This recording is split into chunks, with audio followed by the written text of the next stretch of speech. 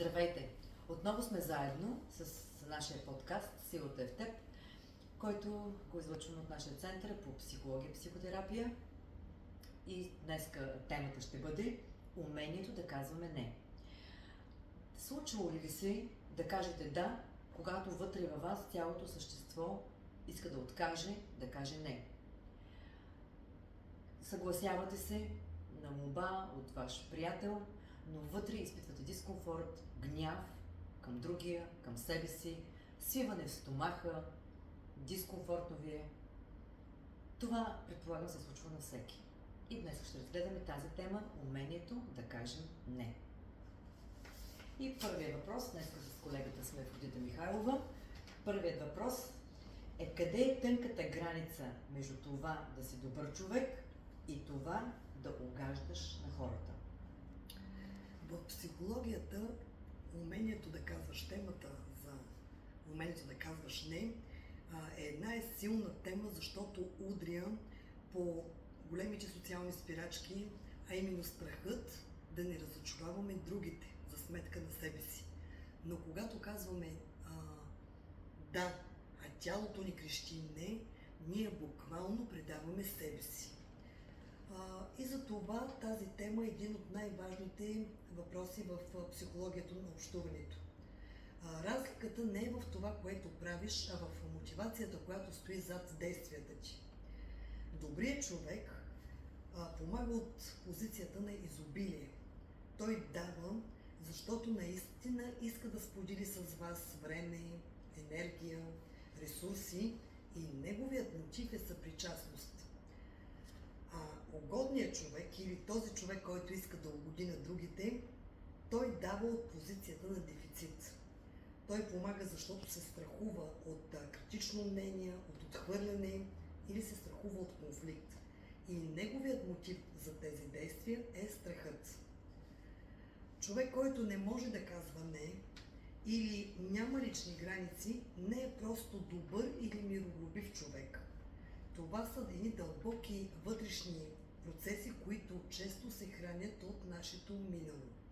И когато системно пренебрегваме собствените си нужди, за да угодим на другите, ние изграждаме на подсъзнателно ниво, пращаме на подсъзнанието съобщения като ти си не си ценен, ти си ненужен, твоите чувства не са важни, моите чувства не са важни, аз не съм ценен.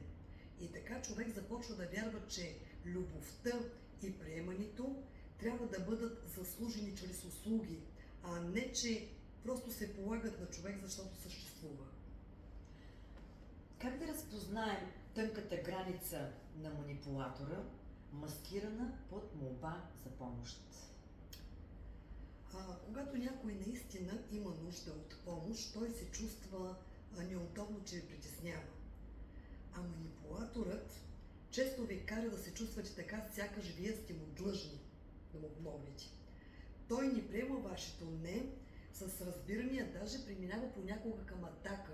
Например, мислех, че на теб мога да разчитам, или пък явно не си пука за мен колкото казваш.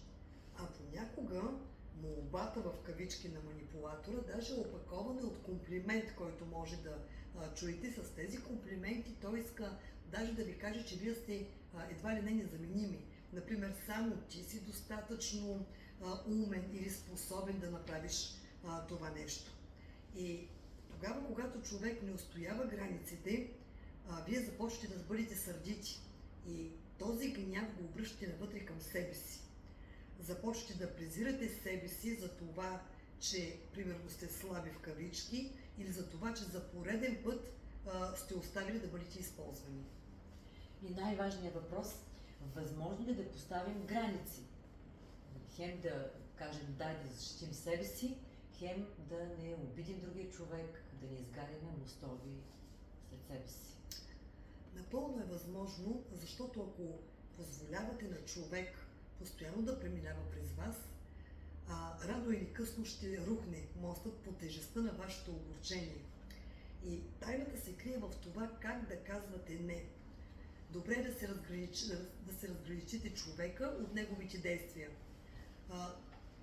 Обяснете на човека, Защо отказвате, без обаче да се оправдавате, защото манипулатор особено търси пролуки в вашите оправдания. Винаги говорете от първо лице единствено число. В такъв смисъл аз се чувствам тъжен, аз се чувствам обиден, аз се чувствам тревожен от това, че постоянно ме караш да върша нещо, което не ми е угодно, не ми е приятно. И запомнете, че истинските приятели и качествените партньори, те ще приемат вашето не, ще го уважат вашето не. А другите хора, които са били с вас само поради личен интерес, заради ползите, които им осигурявате, те няма да приемат вашето не, вашия отказ. И като заключение да кажем, че това са травми от вашето детство, от нашето, от всички. Това са травми от детството и както сме ги придобили, така може и да ги преработим. Така че заповядайте, това се случва с работа с терапевт, заповядайте, ако желаете, ако се припознавате, да отработите тези ваши детски травми. Очакваме ви до скоро. Благодарим, че бяхте с нас. До нови срещи!